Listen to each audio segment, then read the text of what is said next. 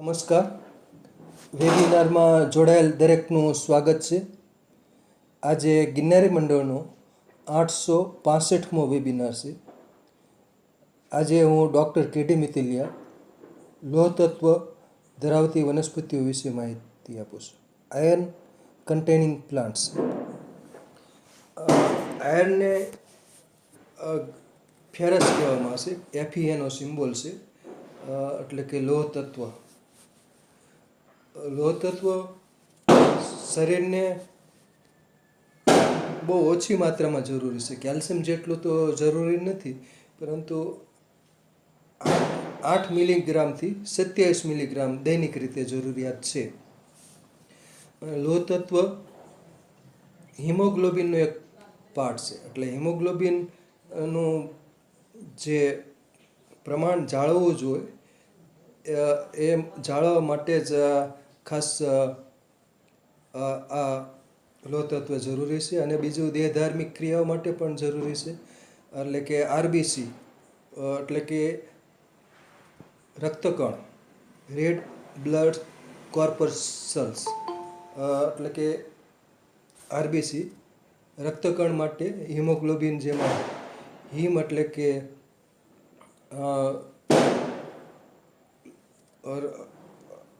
Iron Fe નું આખું સંયોજન છે, અને ગ્લોબિન એટલે પ્રોટીન, એટલે કે આરબીસી એટલે કે રક્તકણમાં હિમોગ્લોબિનનું પ્રમાણ ખાસ જરૂરી છે. પુરુષોમાં 12-13થી છેક 17 સુધીનું હોય છે, 17 કે 18 સુધી. અને જ્યારે મહિલાઓમાં 11થી 16 એનું પ્રમાણ જળવાવું જોઈએ. એટલે કે એટલું હિમોગ્લોબિનનું પ્રમાણ હોવું જોઈએ. એટલે હિમોગ્લોબિનનો જ પાર્ટ જ છે રક્તકણ માટેનું જે છે, એમાં લોહ તત્વ જરૂરી છે હિમોગ્લોબિન બનાવવા માટે. એટલે મહિલાઓમાં 11થી 16 પ્રતિ ડેસીલીટર એનું પ્રમાણ હોવું જોઈએ, એ રેશિયો હોવો જોઈએ. અને જ્યારે પુરુષોમાં 12 કે 13થી 18-17 સુધી કે રીતનું હોવું જોઈએ છે. અને દૈનિક જરૂરિયાત મિલીગ્રામમાં પુરુષોને 8થી 10 મિલીગ્રામ જરૂરી છે. જ્યારે સગર્ભા મહિલા હોય અથવા તો માસિક સ્ત્રાવ થતો હોય મહિલાઓમાં, એટલે એને પ્રતિદિન દૈનિક જરૂરિયાત 18થી 27 મિલીગ્રામ જરૂરી છે. બીજું, લોહ તત્વ તો આપણે દૈનિક આહારમાં લેતા જ હોઈએ છીએ, પરંતુ શોષાવવું જરૂરી છે. લોહ તત્વનું અવશોષણ થવું જરૂરી છે. એના માટે વિટામિન સી અગત્યનું છે. એટલે વિટામિન સી એ લોહ તત્વનું અવશોષણ વધારે છે. અને આયુર્વેદમાં ઘણા બધા ઔષધો પણ અપાતા હોય છે, વેદરાજની સૂચના મુજબ વપરાતા હોય છે. પુનર્નવા મંડૂર હોય, લોહ ભસ્મ વાળી દવા હોય, સપ્તામૃત લોહ હોય, કે બીજે કોઈ પણ જે લોહ તત્વ ધરાવતી આયુર્વેદિક ઔષધો હોય, એ વેદરાજની સૂચના મુજબ લઈ શકાય છે. બીજું, એક થેલેસેમિયા નામનો રોગ થતો હોય છે. એમાં વારંવાર લોહી બદલાવવું પડતું હોય છે. એટલે એમાં લોહ તત્વ એટલે કે હિમોગ્લોબિન વધી જાય તો પણ તકલીફ થતી હોય છે. એટલે આયર્ન ચિલેટિંગ થઈ જતું હોય છે. એટલે એ આયર્ન કાઢવું પડતું હોય છે. એટલા માટે શું છે, રક્ત બદલાવવું પડતું હોય છે. અમુક 15 દિવસ, મહિનો કે રીતનું જે હોય થેલેસેમિયામાં ખાસ બદલાવવું પડતું. અને જે પ્રોપર જે રેશિયો હોવો જોઈએ, 11થી 16 કે 12થી 18 કે જે હિમોગ્લોબિનનો જે રેશિયો હોવો જોઈએ લોહીની અંદર રક્તકણો, અને એ ન હોય તો પાંડુ રોગ થતો હોય છે. પાંડુ રોગમાં ઘણા બધા પ્રકારો છે. કન્જેટિવ એનિમિયા, જે સહજ પાંડુ રોગ. અને પાંડુ રોગ ઉપર ડૉક્ટર પારુલબેન જોશી મેડમે 811મો વેબિનાર હતો ત્યારે એમને પાંડુ રોગના પ્રકારો વિશે સરસ માહિતી આપી હતી. તો પાંડુ રોગ એટલે કે એનિમિયા, બરાબર. એટલે કે 11 કે 12થી ઓછું હિમોગ્લોબિન હોય પ્રતિ ડેસી લીટરે, તો પછી એ પાંડુ રોગ ગણી શકાય છે, એટલે કે એનિમિયા. અને એનિમિયાના લીધે થાક લાગવો, ચક્કર આવવા, માથાનો દુખાવો થવો, એટલે ઘણા બધા લક્ષણો થતા હોય છે. તો રક્તકણ માટે જરૂરી જે હિમોગ્લોબિન છે એનું પ્રમાણ રક્તકણની અંદર, બરાબર, કેમ કે લોહીની અંદર રક્તકણો આવેલા અને એમાં હિમોગ્લોબિનનું જે પ્રમાણ હોવું જોઈએ એ 11 થી 17ની દરમિયાન હોવું જોઈએ. 11 અથવા 12 અથવા 13 થી 17 સુધી એ રીતનું હોવું જોઈએ, નોર્મલ વેલ્યુ. મહિલાઓમાં ખાસ એનેમિયા મોટા ભાગે જોવા મળતું હોય છે. 11થી વધારે હિમોગ્લોબિન ઓછી મહિલાઓ હોય છે. એટલે મહિલાઓમાં મોટા ભાગે પાંડુ રોગ જોવા મળતો હોય છે, કેમ કે માસિક સ્ત્રાવ દ્વારા રક્તસ્રાવ બહાર નીકળતું હોય છે. અને સગર્ભા મહિલાઓને પણ વિશેષ 18 થી 27 મિલીગ્રામ પ્રતિ દિવસ દૈનિક જરૂરિયાત હોય છે. અને બીજું લોહીના રિપોર્ટમાં પણ હિમોક્રીટ કે બીજું આવતું હોય છે, તો એમાં પણ લોહ તત્વ જરૂરી હોય છે. બીજા કાર્યો માટે પણ જરૂરી છે, રક્તકણ સિવાય પણ જરૂરી હોય છે. અને રક્તકણ વાળી જ્યારે દવા લઈએ છીએ તો કોઈ રક્તકણ ધરાવતી આયુર્વેદિક ઔષધ હોય કે બીજી કોઈ વધુ રક્તકણ ધરાવતું કોઈ આહાર લીધો હોય તો સામાન્ય રીતે કબજિયાત થઈ જતો હોય છે, કેમ કે લોહ તત્વ છે એ કબજિયાત કરે છે.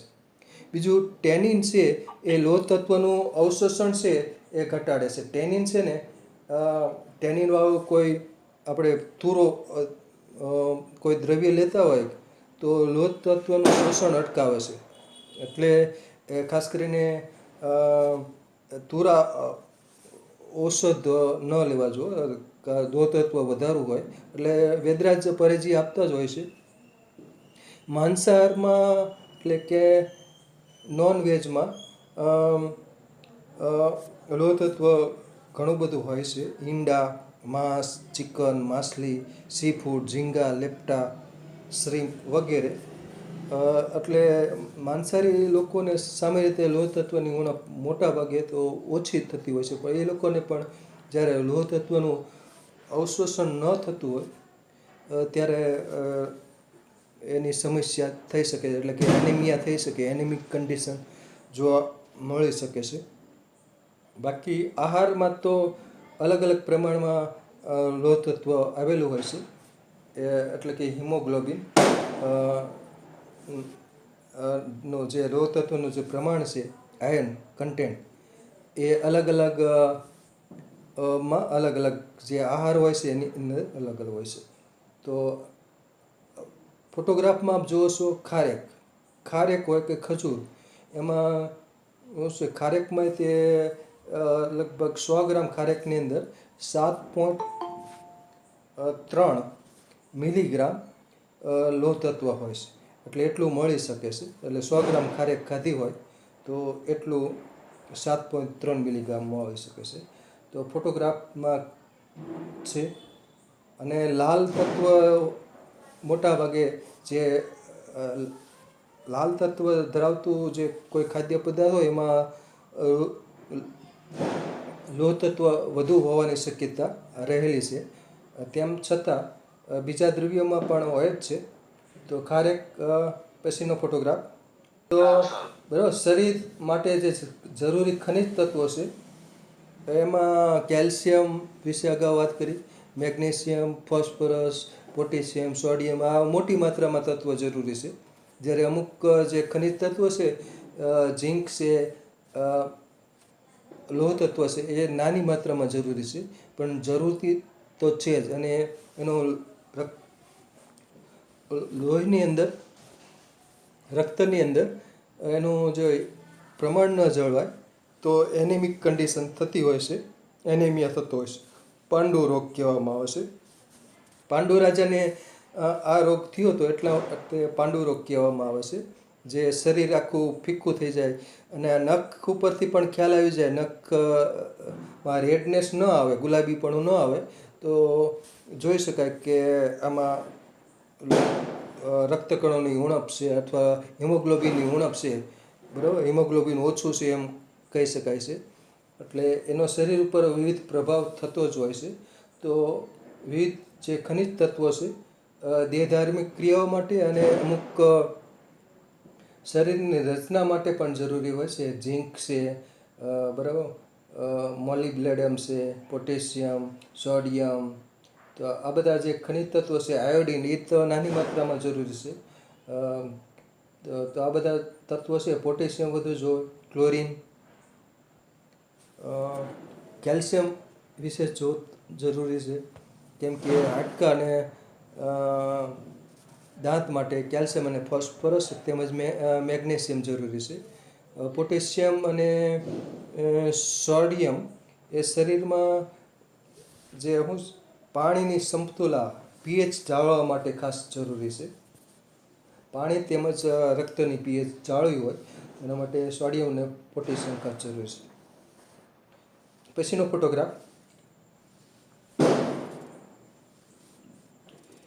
લોહ તત્વ ધરાવતી વનસ્પતિઓ જે આજે માહિતી આપવાનો છું. આમાં આ લેખમાં કેટલીક, અને ઝૂમ કરશો, આ લેખમાં મેં કેટલીક વનસ્પતિઓ લીધી છે. અસળીઓ છે, ખજૂર છે, કાળી દ્રાક્ષ, તલમાંથી કેલ્શિયમ મળી શકે છે અને લોહ તત્વ પણ મળી શકે. એટલે 100 ગ્રામ જેટલા તલ લેવાથી કેલ્શિયમ અને લોહ તત્વ બંને મળી શકે છે. એટલે કે તરબૂચ છે, તલ છે, આ બધામાં કેલ્શિયમ હોય છે. નાળિયેર છે, ભોય છે, વિવિધ ભાજીઓમાં પણ કેલ્શિયમ આવેલું હોય છે. કેટલાક મરી મસાલામાં પણ કેલ્શિયમ અને લોહ તત્વ બંને પણ હોય છે. એટલે અહીં તો લોહ તત્વની વાત છે. એટલે લોહ તત્વ નાની માત્રામાં જરૂરી છે. 8 થી 27 મિલીગ્રામ જરૂરી છે દૈનિક રીતે, અને વધારાનો પછી એનો નિકાલ થતો હોય છે કિડની દ્વારા. અને માસિક સ્ત્રાવ દ્વારા પણ મહિલાઓમાં એ ઓછું થતું હોય છે. તો ભોપાત્રી છે, સરસવ, બાજરામાં પણ અમુક ધાન્યોમાં પણ લોહ તત્વ સારું હોય છે. બાજરો છે, નાગલી છે, આ બધા ધાન્યો. ઘઉંમાં પણ લોહ તત્વ હોય છે. અમુક પ્રકારના કઠોળમાં પણ લોહ તત્વ આવેલું હોય છે. ચણા છે, બીટ છે. બીટમાં જોઈએ ને તો બીટના પાન કરતાં એના પાનમાં વધુ હોય છે કંદ કરતાં. ઘણા એના કંદ ખાવાનું વિચારતા હોય છે અને પાન ફેંકી દેતા હોય છે. તો કંદ કરતાં પાનની અંદર લોહ તત્વ વધુ હોય છે. બાકી અસળિયાના પાનમાં લોહ તત્વ હોય છે, એના કરતાં બીજમાં લોહ તત્વ વધુ હોય છે. તો અમુક મસાલામાં પણ લોહ તત્વ હોય જ છે. હળદરમાં પણ ખૂબ હોય છે. 100 ગ્રામ જેટલી હળદર ન ખાઈ શકે, એમાં 67.8 મિલીગ્રામ લોહ તત્વ હોય છે. એટલે હળદર એક જ પૂરતું થાય. દૈનિક 50 ગ્રામ જેટલી કે 25 ગ્રામ લીધી હોય હળદર, તો પણ લોહ તત્વનો દૈનિક કોટા પૂરો થઈ શકે. પણ લીલી હળદર લઈ શકાય છે. બાકી હળદર પાસે ઉષ્ણ પડે છે, મસાલા તરીકે તો વપરાય છે. બાકી શિયાળામાં લીલી હળદરનું સેવન થઈ શકે. એટલે કંદમાં ખૂબ છે, સારું એવું છે. મસાલા તરીકે તો હળદર વપરાય છે.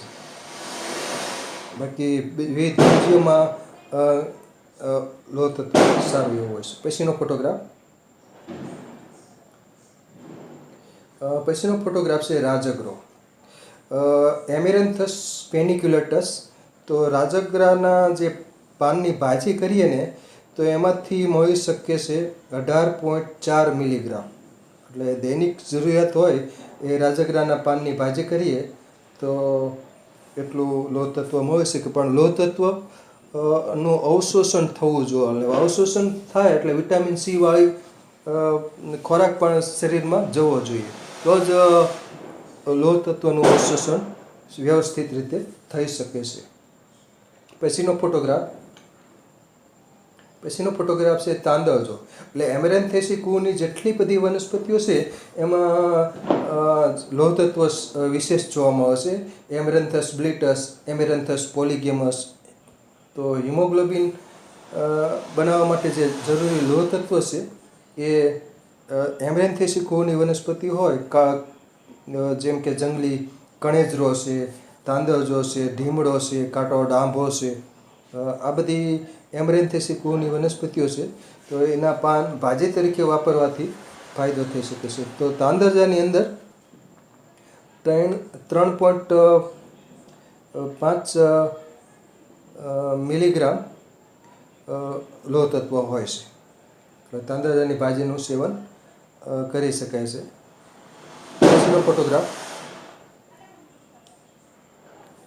પછીનો ફોટોગ્રાફ છે ડુંગળી, હેલિયમ સેપા. શિયાળામાં આ લીલી ડુંગળી બજારમાં મળતી હોય છે.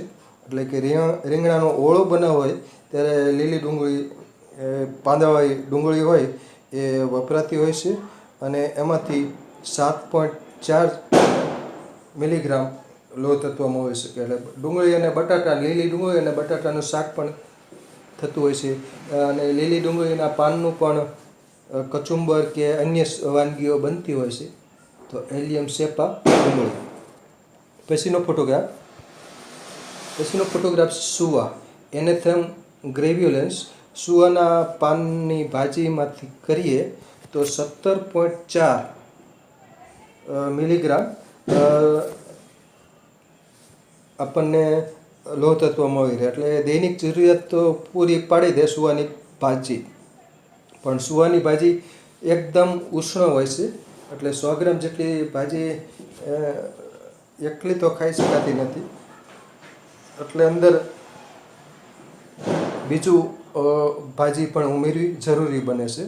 એટલે સુવાનું સૂપ કે ભાજી કે ભાજીનું સૂપ કે બીજું એનો સ્વરસ કે રીતનું અન્ય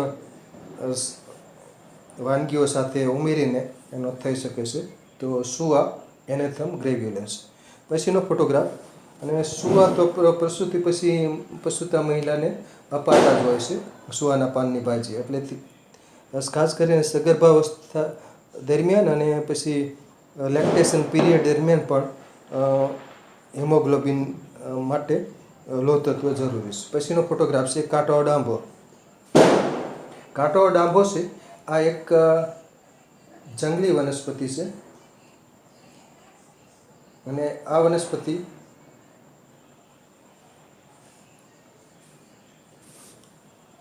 એના પાન છે એની ભાજી થઈ શકે છે. બીજું એનો પ્રકાંડ છે એ રતાશ પડતું હોય છે, પ્રકાંડ કે મૂળિયા. એનો રસ કાઢીને પણ લઈ શકાય. એટલે આ જંગલી વનસ્પતિ છે કાંટાઓ ડાંભો, તો એ પણ ઉપયોગી વનસ્પતિ છે અને લોહ તત્વથી ભરપૂર છે. એટલે તાંદળજાની જેમ જ 3 થી 4 મિલીગ્રામ તો ઓછામાં ઓછું લોહ તત્વ મળી શકે. પછીનો ફોટોગ્રાફ છે સિંગદાણા, માંડવી, મગફળી, અરેકિસ હાઇપોજિયા. સિંગદાણાનું વૈજ્ઞાનિક નામ અરેકિસ હાઇપોજિયા છે. અને માંડવી કહે છે, સિંગદાણા કહે, ભોંયસિંગ કહે છે. અને સિંગદાણા તેલીબિયા તરીકે વપરાય છે. એમાંથી ખાદ્ય તેલ, સિંગ તેલ કાઢવામાં આવે છે. સિંગદાણા કાચા ખાઈ શકાય છે. તાજી સિંગો હોય તો એનો ઓળો બનાવીને, એટલે કે એને શેકી નાખવામાં આવે છે. શેકીને ખવાય છે અને કાચી પણ ખવાય છે. સિંગદાણાને શેકીને ખવાય છે. અને સૂકા સિંગદાણા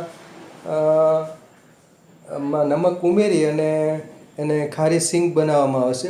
અને એ પણ ખાસ કરીને ટેસ્ટ માટે અમુક સમય ખવાતી હોય છે. એટલે સૂકા મેવા તરીકે પણ ઉપયોગી છે. અને સિંગદાણામાંથી સિંગ પાક બનાવવામાં આવે અને શિયાળામાં સિંગ પાકનું સેવન થઈ શકે છે. એટલે મગફળીમાંથી આપણને લોહ તત્વ મળી શકે છે 2 થી 5 મિલીગ્રામ જેટલું, 2.5 મિલીગ્રામ. એટલે નાની માત્રામાં લોહ તત્વ મળી શકે. એનો રંગ પણ લાલ ગુલાબી રંગનો સરસ છે. પછીનો ફોટોગ્રાફ છે કાજુ, એનાકાર્ડિયમ ઓક્સિડેન્ટેલ. એનો વૈજ્ઞાનિક નામ છે. કાજુ સૂકા મેવા તરીકે ખવાય છે. 100 ગ્રામ કાજુમાંથી 5.8 મિલીગ્રામ લોહ તત્વ મળી શકે છે. તો કાજુ સૂકા મેવા તરીકે ખવાય છે અને શિયાળામાં ખાસ વિવિધ મીઠાઈ બનાવવામાં વપરાય છે, કાજુ કતરી કે બીજી કોઈ મીઠાઈ. કાજુ અને દૂધનું મિલ્ક શેક પણ બનાવવામાં આવે છે. પછીનો ફોટોગ્રાફ છે અનાનસ, પાઇનએપલ. અનાનસ કોમોસસ, અનાનસ સેટિવસ એના વૈજ્ઞાનિક નામ છે પાઇનએપલના.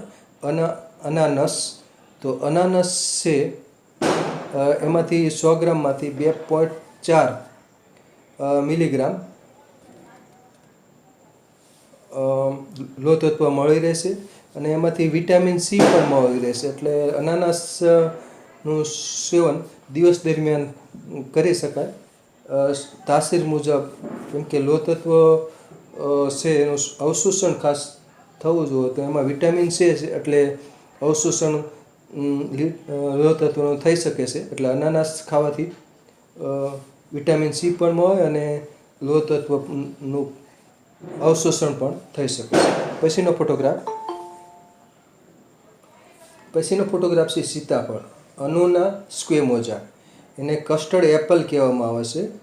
અને 100 ગ્રામ જેટલા સીતાફળના જે ગરમાંથી 4.3 મિલીગ્રામ લોહ તત્વ મળતું હોય છે. અને અત્યારે સીતાફળની સિઝન ચાલે છે, એટલે કે દિવાળીની આસપાસનો સમય છે, ઓક્ટોબર-નવેમ્બર દરમિયાન સીતાફળ ભરપૂર મળી રહેશે અને એનો ગરમાંથી 4.3 મિલીગ્રામ લોહ તત્વ મળી શકે છે. પછીનો ફોટોગ્રાફ એ ઠંડા હોય છે, એટલે તાસીર મુજબ સીતાફળનું સેવન થઈ શકે છે. પછીનો ફોટોગ્રાફ છે કીવી ફ્રૂટ. એનું વૈજ્ઞાનિક નામ છે એક્ટિનિડિયા ચાઇનેન્સિસ, એક્ટિનિડિયા ડિલિસિયોઝા. ડિલિશિયસ એટલે કે સ્વાદિષ્ટ. કીવી ફ્રૂટ સ્વાદિષ્ટ હોય છે. આ પ્રમાણમાં મોંઘા હોય છે, એટલે 20 થી 30 રૂપિયાનું એક નંગ વેચાતું હોય છે. એટલે એનો કાપીએ એટલે એનો દેખાવ સરસ હોય, આમ બહારથી ચીકવું જેવું હોય, એની છાલ કાઢવી પડે છે. તો એમાં પણ કીવી ફ્રૂટમાં પણ લોહ તત્વ હોય છે. એટલે ખટાશ ધરાવશે, એટલે કે વિટામિન સી હોય છે અને લોહ તત્વ પણ મળી શકે. જો આ કાપેલું સીતાફળ છે એનો ગર છે લીલા રંગનો, પીળા રંગનો અને વચ્ચે કાળા રંગના બી પણ હોય છે. એટલે કીવી ફ્રૂટ ખાવું ભાવે એવું હોય છે, પણ મોંઘું હોય છે પ્રમાણમાં. 30 રૂપિયાનું એક નંગ વેચાતું હોય છે. એટલે ફ્રૂટ સલાડ બનાવવામાં આ ખાસ કરીને કીવી ફ્રૂટ વપરાતું હોય છે. પછીનો ફોટોગ્રાફ છે કુંવારપાઠું. સંસ્કૃતમાં એને કુમારી કહેવામાં આવે છે. કુમારી આસો બનાવવા માટે કુંવારપાઠુંનો ગર વપરાતો હોય છે. અને કુમારી આસવ દ્વારા પણ લોહ તત્વ મળી શકે છે, કુમારી આસવ દ્વારા. બાકી કુંવારપાઠાનો જે પાનનો જે ગર છે એનું શરબત બનાવી શકાય. પાનના ગર શરબત પીવે કુંવારપાઠાનું, તો એક પાન લઈ લેવાનું, એમાં છાલ ને બધું કાઢી અને એનો ગર ભેગો કરવાનો મિક્સર કે બ્લેન્ડરમાં, પાણી ઉમેરવાનું અને એની અંદર સાકર કે ખાંડ ઉમેરી દેવાની અને એક લીંબુનો રસ ઉમેરી દેવાનો અને પછી બ્લેન્ડર કે મિક્સરમાં વલોવીને એનું તાજું શરબત પી શકાય છે. તો એનું શરબત પીવાથી લોહ તત્વ, વિટામિન સી અને કુંવારપાઠું લીવર ટોનિક પણ છે અને બધી રીતનો ફાયદો થાય. કબજિયાતમાં પણ ફાયદો થાય. એટલે કુંવારપાઠાનું શરબત પીવાથી આ રીતના બધા ફાયદા થતા હોય છે. તો આ એક ઔષધિ વનસ્પતિ છે. બરાબર. અને કુંવારપાઠાનો જે ઘન હોય એને એળિયો કહે છે, એ પણ કબજિયાતમાં વપરાતો હોય છે. પછીનો ફોટોગ્રાફ છે પોઈ. બસેલા રૂબ્રા, બસેલા આલ્બા એના વૈજ્ઞાનિક નામ છે. અને પોઈના પાન સરસ ચીકાશવાળા હોય છે અને માંસલ હોય છે, દળદાર હોય છે. અને 100 ગ્રામ પોઈના પાનમાંથી 10 મિલીગ્રામ લોહ તત્વ મળી શકે છે. અને એટલે એની ભાજી કરી હોય તો દૈનિક જરૂરિયાત સંતોષાઈ શકે છે. એટલે કે 10 મિલીગ્રામ દૈનિક રીતે જરૂરી હોય એટલું મળી રહેશે. અને એના ભજીયા પણ થઈ શકે છે, એના બીજી વાનગીઓ પણ બનાવી શકાય છે, આના પોઈના તાજા પાન કાચા પણ ખાઈ શકાય છે. પછીનો ફોટોગ્રાફ છે સલગમ, બ્રાસિકા રેપા, ટર્નિપ. તો સલગમમાં 28.4 મિલીગ્રામ લોહ તત્વ હોય છે. સલગમ ભમરડા આકારના જે નીચે કંદ હોય છે અને એ કચુંબર તરીકે ખવાય છે, સૂપ બનાવી શકાય અને પરાઠામાં કે એમાં પણ વપરાય છે. તો સલગમ, બાકીના પાન છે એ પણ વાપરી શકાય ભાજી તરીકે. સલગમના પાન વાપરવું હોય તો એ વાપરી શકાય. પાનનો ફોટોગ્રાફ નથી, બરાબર, દાંડલી જ છે. તો આ સલગમના ભમરડા આકારના કંદમૂળ છે. પછીનો ફોટોગ્રાફ છે બીટા વલ્ગારિસ. તો બીટના પાન ઘણા ફેંકી દેતા હોય છે. તો બીટના જે કંદ છે ભમરડા આકારના એ લાલ રંગના હોય છે અને કંદમાં 100 ગ્રામ બીટ ખાઈએ તો 1.2 મિલીગ્રામ જેટલું લોહ તત્વ મળે. જ્યારે બીટના પાનની ભાજી કરી હોય તો 100 ગ્રામ પાનમાંથી 16.2 મિલીગ્રામ લોહ તત્વ મળી શકે. એટલે બીટના કંદ કરતાં બીટના પાનમાં લોહ તત્વ વધુ છે. એટલે પાન ફેંકી ન દેવાય, એના પાનની ભાજી કરી અને એનો વપરાશ કરવો જોઈએ. બીટ આખા જ લાવવાના, એકલા કંદ લાવવાના નહીં. પાન ઘણા ફેંકી દેતા હોય છે, પણ પાનમાં જે પાનની ભાજી કરીને વાપરીએ તો દૈનિક રીતે જે જરૂરી છે એટલું લોહ તત્વ આપણને મળી શકે છે. પછીનો ફોટોગ્રાફ છે રાઈ, બ્રાસિકા ઝુનસિયા. રાઈના પાનની પણ ભાજી થાય છે અને એ સ્વાદે તીખી હોય છે, તો એની મિશ્ર ભાજી બનાવી જોઈ શકાય છે. તો રાઈના પાનમાંથી 16.3 મિલીગ્રામ લોહ તત્વ હોય છે અને શિયાળામાં રાઈના પાનની ભાજી બનાવીને વાપરી શકાય છે. પછીનો ફોટોગ્રાફ છે સાટોડી, બોરાવિયા ડિફ્યુઝા. એને સંસ્કૃતમાં કહેવામાં આવે છે પુનર્નવા, નવું જીવન બક્ષનાર. તો ખાસ કરીને પુનર્નવાના મૂળિયા તો વપરાય છે ઔષધિ તરીકે. એના પાનની ભાજી થઈ શકે છે. પાનની ભાજી નું સેવન કરવાથી લોહ તત્વ જરૂરી મળી શકે છે.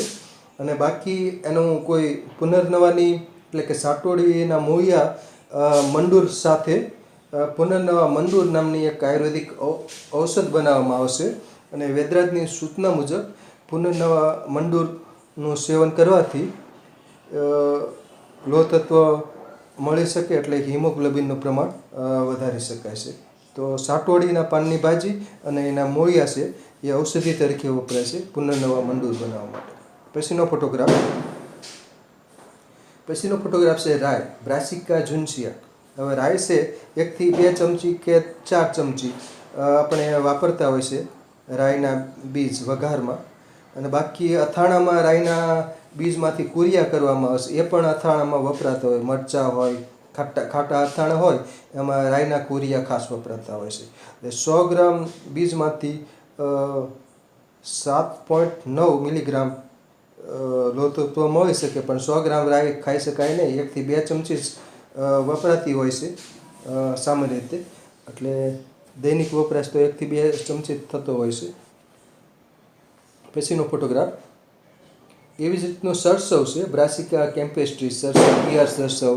તો એને મસ્ટાર્ડ કહેવામાં આવે છે, મસ્ટાર્ડ સીડ્સ. તો એ પણ વઘાર માટે સરસવ કે રાઈ વઘાર માટે વપરાતા હોય છે. બાકી રાઈ અને સરસવના જે બીજ હોય છે એમાંથી ખાદ્ય તેલ કાઢવામાં આવે છે, એટલે એમાં પણ લોહ તત્વ તો આવી જ જતું હોય છે ખાદ્ય તેલમાં. સરસવ તેલ, મસ્ટાર્ડ ઓઇલ.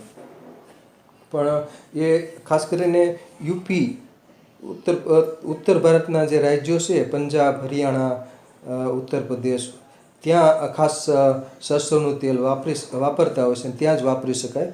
એ ગુજરાત, મહારાષ્ટ્ર કે મધ્યપ્રદેશમાં સરસવનું તેલ મોટાભાગે ઓછું વપરાય છે કેમ કે ગરમ પડે છે. પછીનો ફોટોગ્રાફ અથાણા પૂરતું વપરાય છે સરસવનું તેલ. પછીનો ફોટોગ્રાફ છે ચારોલી બુકેનિનિયા લેન્જેન. આ સૂકા મેવા તરીકેના બીજ વપરાતા હોય છે અને એ ખૂબ મોંઘા હોય છે. એટલે ખાસ કરીને મિષ્ટાન, મોહનથાળ, ખીર, દૂધપાક આવી કેટલીક જે વાનગીઓ હોય છે એમાં વપરાતા હોય છે. બાકી આ ભાવે એવા હોય છે, અમુક સમય પાછા ખોરા પણ થઈ જતા હોય છે. એટલે તાજા પ્રમાણમાં મોંઘા હોય છે ચારોળી. તો 100 ગ્રામ ચારોળીમાંથી 8.5 મિલીગ્રામ લોહ તત્વ મળી શકે છે. પછીનો ફોટોગ્રાફ છે કોબીજ. કોબીજમાંથી જે પાનનો ગોટો છે, 100 ગ્રામ કોબીજમાંથી 13.3 મિલીગ્રામ લોહ તત્વ મળી શકે છે. કોબીજ કચુંબર તરીકે કાચી ખવાય છે, એનો સંભારો બનાવાય છે, શાક બને છે, મિશ્ર શાક બને છે. ઘણી વાનગીઓ બનાવવા માટે કોબીજના પાન વપરાતા હોય છે. શિયાળામાં કોબીજનો વપરાશ વિશેષ થતો હોય છે. પછીનો ફોટોગ્રાફ છે હળદર કુર્કુમા ડોમેસ્ટિકા. શિયાળામાં આવી લીલી હળદર મળતી હોય છે, એ કચુંબર તરીકે ખાતા હોય છે. અને 100 ગ્રામ હળદરમાંથી 67.8 મિલીગ્રામ લોહ તત્વ મળી રહેશે. એટલે દૈનિક જરૂરિયાત કરતાં પણ ઘણું બધું હળદરમાંથી 100 ગ્રામ જેટલી હળદર તો દરરોજ ખાઈ શકાય નહીં કેમ કે ગરમ પડે છે. અને શિયાળામાં કેટલાક લોકો ઘી સાથે લીલી હળદરનું શાક બનાવતા હોય છે. લીલી હળદરનું શાક અને બાજરાના રોટલા. એટલે એ શિયાળામાં ખૂબ ઠંડી પડતી હોય ત્યારે 1-2 વખતે હળદરનું શાક ને બાજરાના રોટલા ખાઈ શકાય. બાકી આ હળદર છે એ ઉષ્ણ છે, ગરમ પડે એટલે એનો વપરાશ મસાલા તરીકે થતો હોય છે. 1-2 ચમચી દૈનિક રીતે વપરાતો હોય છે. પછીનો ફોટોગ્રાફ છે ચણા. ચણાની સિઝન હવે શરૂ થઈ જશે. ખાસ કરીને નવેમ્બર, ડિસેમ્બર, જાન્યુઆરી આ મહિનામાં લીલા ચણા એટલે કે પોપટા મળતા હોય છે. ચણાનું વૈજ્ઞાનિક નામ છે સીસર એરિટિનમ. હવે ચણાના સૂકા ચણા હોય એમાંથી 4.6 મિલીગ્રામ 100 ગ્રામ દીઠ લોહ તત્વ મળે છે. અને ચણાની વાનગીઓ તો આપણે એનું સેવન ખૂબ કરતા હોય છે. ચણાનો લોટ અને ચણાની વાનગીઓ. ચણાના પાનની અંદર ખૂબ લોહ તત્વ હોય છે. ચણાના પાનનું કોઈ સબ્જી બનાવી હોય તો સારું એવું લોહ તત્વ મળે છે. ચણાના પાન 100 ગ્રામમાંથી 23.8 મિલીગ્રામ લોહ તત્વ હોય છે. ચણાના પાન છે એટલે આ રીતના પાન સહિતના કોઈ પોપટા મળી જાય તો પાંદડા ફેંકી ન દેવા, એનું કંઈક સબ્જી બનાવી નાખવી તો પાન છે એમાંથી લોહ તત્વ સારું એવું મળી શકે. ઘણા પાન ફેંકી દેતા હોય છે, બાકી આનો પાનનો પણ ઉપયોગ થઈ શકે છે. બજારમાં પાન સહિતના પોપટા આવ્યા હોય તો આખી એને લઈ લેવા જોઈએ. બાકી તો બજારમાં ફક્ત એને છૂટા કરેલા પોપટા જ મળતા હોય છે. લારીઓને લારી ભરી હોય છે, શિયાળામાં ઉપલબ્ધ હોય છે. અને શિયાળામાં જ આ ચણાની ખેતી થતી હોય છે. પછીનો ફોટોગ્રાફ છે અળવી કોલોકેસિયા એસ્ક્યુલેન્ટા. હવે અળવીના જે પાન છે એ કેલ્શિયમથી ભરપૂર છે. અને અળવીના પાનની અંદર લોહ તત્વ આવેલું હોય છે. કેલ્શિયમ તો ભરપૂર હોય છે પણ લોહ તત્વ પણ આવેલું હોય છે. એટલે પ્રમાણમાં ઓછું હોય છે પણ લોહ તત્વ તો હોય છે. વિટામિન એ હોય, કેલ્શિયમ હોય, લોહ તત્વ હોય. અળવીના પાનના પાથરા બનાવ્યા હોય તો મિનરલ્સ બધા મળી શકે છે. લોહ તત્વ, કેલ્શિયમ, વિટામિન એ આ બધું મળતું હોય છે. તો આના પાનનો ખાસ ઉપયોગ અઠવાડિયામાં 1-8 વખત તો કરી શકાય પાત્રા સ્વરૂપે. પછીનો ફોટોગ્રાફ છે નાળિયેર કોકોસ ન્યુસિફેરા. નાળિયેર સુકાઈ જાય એટલે આ રીતનું કોપરું થઈ જાય છે બરાબર. તો 100 ગ્રામ નાળિયેરમાંથી ખાસ કરીને શિયાળામાં ખવાતું હોય છે 7.8 મિલીગ્રામ કોપરામાંથી લોહ તત્વ મળતું હોય 7.8 મિલીગ્રામ. તો ખાસ કરીને શિયાળામાં વિવિધ પાક બનાવવા માટે નાળિયેરનું છીણ વપરાતું હોય છે અને સીધું કોપરું પણ આ રીતનું તોડી અને વ્યવસ્થિત ચાવીને ખાઈ શકાય છે. ભાવે એવું હોય છે કોપરું. પછીનો ફોટોગ્રાફ છે નારંગી સંતરા સાઇટ્રસ રેટિક્યુલાટા. તો નારંગીના જે ફળ છે એનો રસની અંદર ખાસ કરીને વિટામિન સી હોય છે અને વિટામિન સી ઉપરાંત લોહ તત્વ પણ પ્રમાણમાં ઓછું હોય છે પણ હોય છે ખરું. તો સાઇટ્રસ ફ્રૂટ છે એ બધા વિટામિન સી મળી શકે અને સાથોસાથ જે લોહ તત્વનું અવશોષણ છે એ વધારી દે છે. એટલે વિટામિન સી વાળો આહાર પણ જરૂરી છે જ. પછીનો ફોટોગ્રાફ છે તરબૂચ સિટ્રુલસ વલ્ગારિસ. આ તરબૂચ તો હવે શિયાળામાં પણ ઉપલબ્ધ બને, બાકી આ ઉનાળામાં ખાવા જેવી ચીજ વસ્તુ છે તરબૂચ. તરબૂચના પલ્પમાં 7.9 મિલીગ્રામ લોહ તત્વ હોય છે અને તરબૂચના બીજમાં પણ 7.4 મિલીગ્રામ હોય છે. એટલે એના પલ્પ અને બીજ બધું ખાઈ જવું જોઈએ. એટલે કે લાલ રંગનો જે પલ્પ છે અને બીજ બધું ચાવી જવાનું. તો એનાથી લોહ તત્વ મળી શકે છે. અને બાકી તરબૂચના બીજ મુખવાસ તરીકે પણ વપરાતા હોય છે. મગજતરીના બી મીઠાઈ બનાવવા માટે એ વપરાતા હોય છે. પછીનો ફોટોગ્રાફ છે ધાણા. ધાણા સામાન્ય રીતે મસાલા તરીકે વપરાય છે, ધાણા અને જીરું બંને. તો ધાણા છે 100 ગ્રામ ધાણામાંથી 7.1 મિલીગ્રામ લોહ તત્વ મળી શકે છે. ધાણાનો ક્વાથ બનાવવામાં વપરાતો હોય છે અને ધાણા લગભગ 3 થી 4 ચમચી તો વપરાતા જ હોય છે દિવસ દરમિયાન. તો એમાંથી અમુક પ્રમાણમાં લોહ તત્વ મળી રહે છે.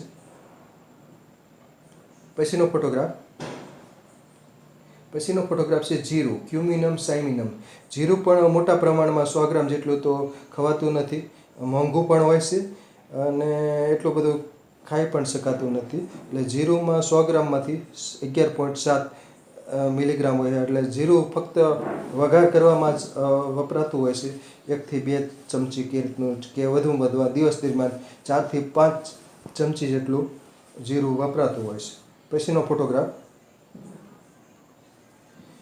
ફોટોગ્રાફ છે અજમો કેરમ કોપ્ટિકમ. અજમામાં પણ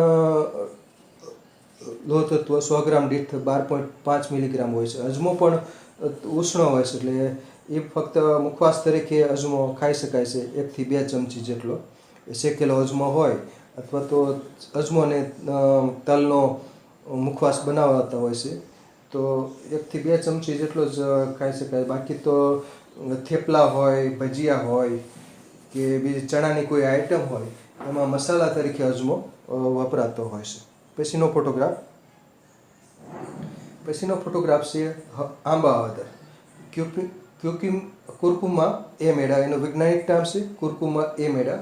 આંબા હળદર મેંગો જિંજર. શિયાળામાં આ મેંગો હળદર છે, આંબા હળદર, મેંગો જિંજર, આંબા હળદર તો એ મળતી હોય છે અને કચુંબર તરીકે ખવાતી હોય છે. એનો સ્વાદ કેરી જેવો હોય છે. એમાં પણ લોહ તત્વ હોય છે. આંબા મોરી પણ કહે છે આંબા હળદર. 100 ગ્રામ દીઠ 2.6 મિલીગ્રામ લોહ તત્વ મળી શકે છે. પછીનો ફોટોગ્રાફ છે ચણા સિસર એરિટિનમ. એનું વૈજ્ઞાનિક નામ છે. એટલે 100 ગ્રામ ચણામાંથી 4.6 મિલીગ્રામ લોહ તત્વ મળી શકે છે. એટલે ચણાનું શાક થાય છે અને ચણા વિવિધ વાનગીમાં વપરાતા હોય છે. ચણા મઠ કે વિવિધ વાનગીમાં વપરાતા હોય છે. ચણાની દાળ નું પણ શાક થતું હોય છે, ચણાની દાળ અને દૂધી. પછીનો ફોટોગ્રાફ છે તુવેર દાળ, કેજેનસ ઇન્ડિકસ.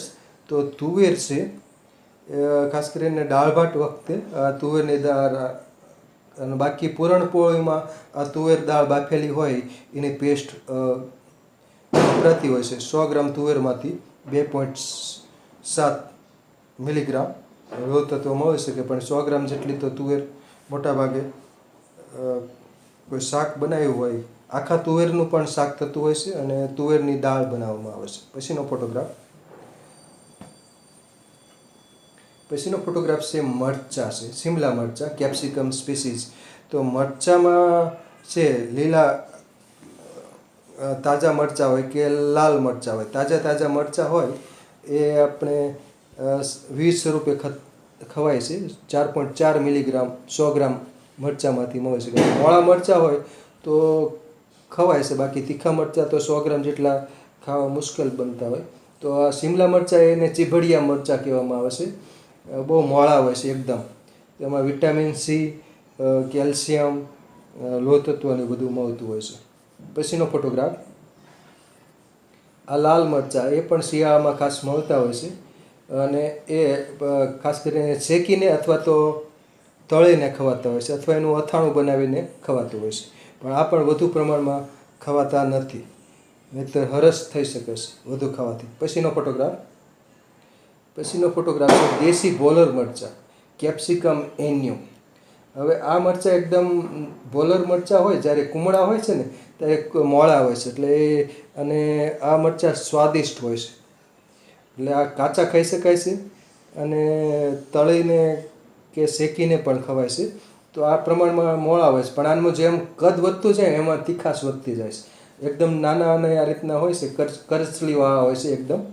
તો આ બરાબર ગળીમય હોય છે. તો આ મરચાં મોળા હોય છે. શિયાળામાં આ મરચાંનો ટેસ્ટ માણવા જેવો હોય છે, પણ ભજીયા કે રીતનું હોય ત્યારે એનો ઉપયોગ થઈ શકે છે, ગાંઠિયા ભજીયા કે રીતનું હોય ત્યારે. પછીનો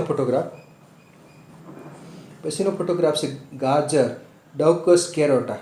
હવે ગાજરના પાનમાં 8.8 મિલીગ્રામ લોહ તત્વ હોય છે, એટલે ગાજરના પાનની ભાજી બનાવીને એનું સેવન કરી શકાય. બજારમાં પાંદડા સહિતના ગાજર મળતા હોય તો પાંદડા ફેંકી દેવા નહીં, ઘરે લાવીને એની ભાજી બનાવી શકાય છે. ડવકસ કેરોટા ગાજર. તો ગાજરમાં પાનમાં 8.8 મિલીગ્રામ લોહ તત્વ હોય છે. પછીનો ફોટોગ્રાફ છે એ પણ ગાજર જ છે. તો ગાજરના કંદ છે, આપણે કહેવાય શંકુ આકારના માંસલ મૂળિયા છે, એમાં પણ લોહ તત્વ હોય છે. વિટામિન એ એમાં સવિશેષ હોય છે ગાજરમાં વિટામિન એ હોય, પાન હોય કે એના શંકુ આકારના કંદ હોય. પછીનો ફોટોગ્રાફ છે કવથી. આ એક કઠો છે, ડોલિકોસ બાયફ્લોરસ. તો કવથીને રાત્રે પાણીમાં પલાળી રાખવામાં આવે છે અને પછી સવારે બપોરે કહીને રાંધવામાં આવે છે. પલાળેલી કવથીને બાફવામાં આવે છે અને એમાં 6.77 મિલીગ્રામ લોહ તત્વ હોય છે. એટલે કવથી પથરીમાં પણ ગુણકારી છે અને લોહ તત્વ ઓછું હોય તો પણ વાપરી શકાય છે. તો ડોલિકોસ બાયફ્લોરસ કવથી. પછીનો ફોટોગ્રાફ છે નાગલી, ઇલ્યુસાઇન કોરેકન. આ એક પ્રકારનું મિલેટ છે, ફિંગર મિલેટ તરીકે ઓળખાય છે, રાગી તરીકે પણ ઓળખાય છે નાગલી. તો ઉપર એની ડુંડી છે, એમાં સફેદ કે લાલ રંગના એના ધાન્ય હોય છે અને 100 ગ્રામ નાગલીમાંથી 3.9 જેટલું મિલીગ્રામ જેટલું લોહ તત્વ હોય છે. એટલે લોહ તત્વ માટે નાગલીનું સેવન કરતા હોય છે. બાકી મિલેટ તરીકે આદિવાસી લોકો તો વધુ વાપરે છે, બાકી એનું સામાન્ય લોકો પ્રસંગોપાત અમુક સમયે વાપરતા હોય છે. ખાસ કરીને પરંપરાગત વાનગીઓ હોય, ડિસેમ્બરમાં ખાસ અમદાવાદમાં સૃષ્ટિ દ્વારા એક પરંપરાગત વાનગીનો મેળો રાખવામાં આવશે. બધી વાનગીઓનો સ્વાદ ત્યારે માણવા મળશે. પછીનો ફોટોગ્રાફ છે આમળા, ઇમ્બ્લિકા ઓફિસિનાલિસ. આમળાના અંદર પણ આમળાના જે ફળ છે એમાં લોહ તત્વ હોય છે અને વિટામિન સી પણ હોય છે. એટલે બંને માટે આમળાનું સેવન કરી શકાય છે. એવામાં આમળાના ફળો ખાસ મળતા હોય છે. અને ત્રિફલા ચૂર્ણની બનાવટમાં પણ આમળા વપરાય છે. અને આમળાનો મુરબ્બો, આમળાની કેન્ડી, આમળાનું ચ્યવનપ્રાશ ને વિવિધ સ્વરૂપે આમળાનો ઉપયોગ થતો હોય છે. તો આમળામાંથી બંને મળી શકે છે, વિટામિન સી અને લોહ તત્વ. બાકી કેલ્શિયમ પણ મળી રહેશે. તો આમળાનો ઉપયોગ શિયાળામાં વિશેષ કરવો જોઈએ. પછીનો ફોટોગ્રાફ છે ભાંગરો, ઇક્લિપ્ટા આલ્બા, ઇક્લિપ્ટા ઇરેક્ટા, ઇક્લિપ્ટા પ્રોસ્ટાટા એના વૈજ્ઞાનિક નામ છે. આ પાણીવાળા વિસ્તાર હોય ત્યાં થાય છે. આમાં લોહ તત્વ પણ હોય છે અને બીજા મિનરલ્સ પણ હોય છે. અને હરસ માટે ખાસ વપરાતા હોય છે. અને બીજા લીવર ટોનિક તરીકે પણ વાપરતા, લીવરના રોગો માટે પણ ભૂંગરાજ વાપરતા હોય છે. ભૂંગરાજ લોહ તત્વ તો ધરાવે જ છે, બરાબર.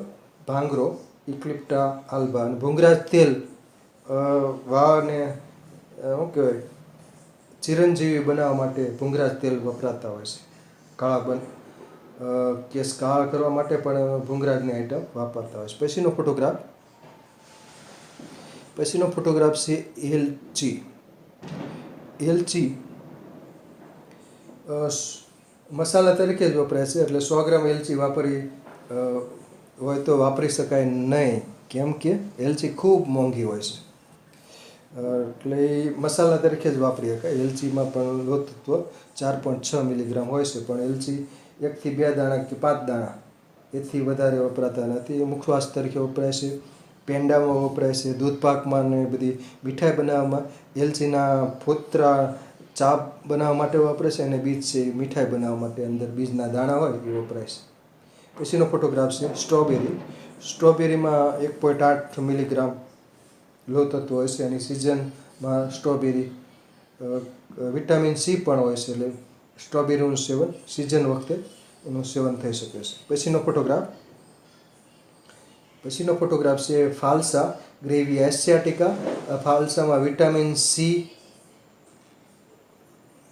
હોય છે અને લોહ તત્વ પણ હોય છે. એટલે ફાલસાનું સેવન કરવાથી 100 ગ્રામ ફાલસામાંથી 3.1 મિલીગ્રામ લોહ તત્વ મળી શકે. આની સિઝન ખાસ કરીને એપ્રિલ મે મહિનામાં ફાલસામાં આવતા હોય છે, ત્યારે એનું ફાલસાનું શરબત પણ બનાવી શકાય છે.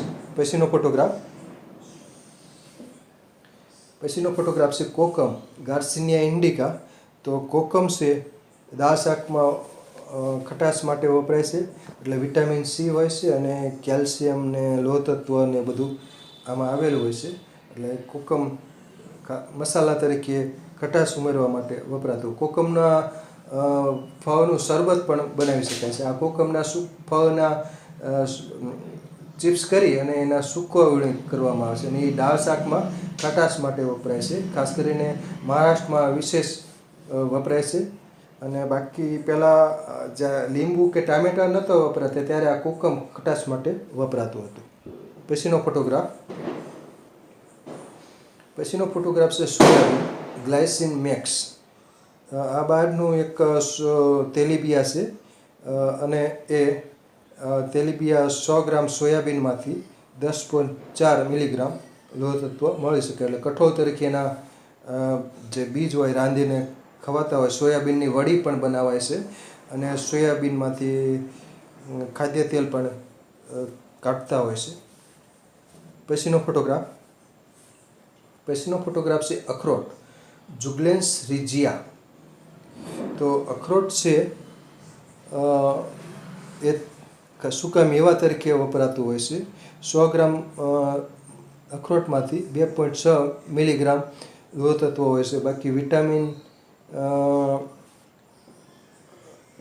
એ હોઈ શકે છે, વિટામિન ડી હોય, ઓમેગા 3 હોય છે અને ખાસ કરીને બ્રેન ટોનિક તરીકે વપરાય છે. ઓમેગા 3 પ્રકારનો ફેટી એસિડ આવેલા હોય છે અને લોહ તત્વ પણ હોય છે. બ્રેન ટોનિક છે એટલે મગજ જેવો એનો આકાર છે, એટલે મગજ માટે સૂકા મેવા તરીકે શિયાળામાં અખરોટનું સેવન થઈ શકે છે. પછીનો ફોટોગ્રાફ છે અસળિયો, લેપિડિયમ સેટિવમ, ચંદ્રસૂર તરીકે સંસ્કૃતમાં ઓળખાય છે.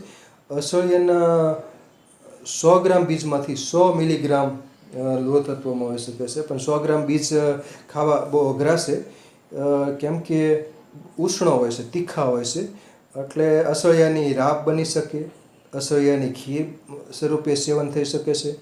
2 થી 3 ચમચી કે 4 ચમચી અસળિયાના લાડુ કે વસાણા બન્યા હોય એમાં પણ અસળિયો વાપરી શકાય છે. ખીર બને, રાબ બને અને બીજ સ્વરૂપે અસળિયાના બીજ નું સેવન શિયાળા દરમિયાન તો વિશેષ થઈ શકે. ટાઢોળ હોય ત્યારે પણ અસળિયાની રાબ બનાવીએ તો લોહ તત્વ વધી શકે છે અને શક્તિ મળી શકે છે.